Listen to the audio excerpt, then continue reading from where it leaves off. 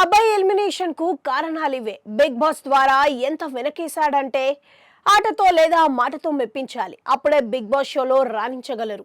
ఈ రెండిటిలో ఏది బ్యాలెన్స్ కోల్పోయినా హౌస్ నుంచి బయటకు రావడం ఖాయం. అభయ్ నవీన్ రెండిటి మీద పట్టు కోల్పోయాడు. ఫలితంగా ఈ వారం ఎలిమినేట్ అయ్యాడు.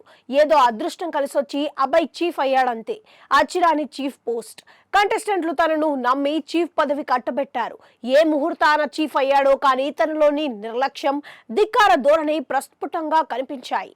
పైగా సెల్ఫ్ నామినేట్ అవ్వడంతో అతడి ఓవర్ కాన్ఫిడెన్స్ ఇట్టే బయటపడింది.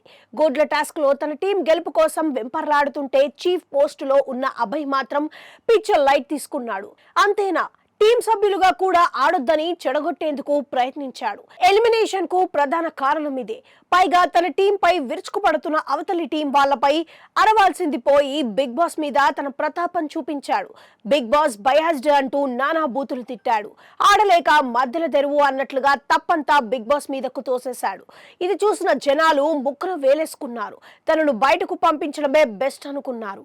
నాగార్జున దయ చూపిన ఏదో అద్భుతంగా ఆడి బిగ్ బాస్ ను నిలదీసు మెచ్చుకునేవారేమో కానీ ఇలా చేత కాని వాడిలా ఓ మూలాన కూర్చొని సెటైర్లు వేయడం ఎవరికీ మింగుడు పడలేదు.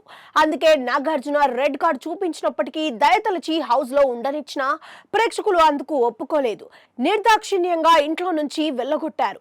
ఇక ఈ 3 వారాలకు గాను దాదాపుగా 6 లక్షలు సంపాదించినట్లుగా తెలుస్తోంది.